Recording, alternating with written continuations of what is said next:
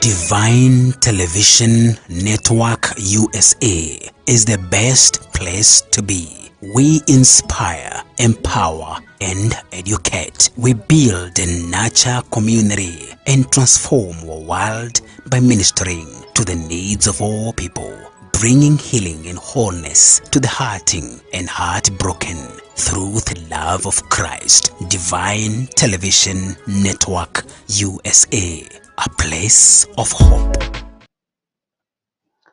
Shalom, shalom, shalom, brothers and sisters. Welcome again to this particular segment here on Divine Television Network USA.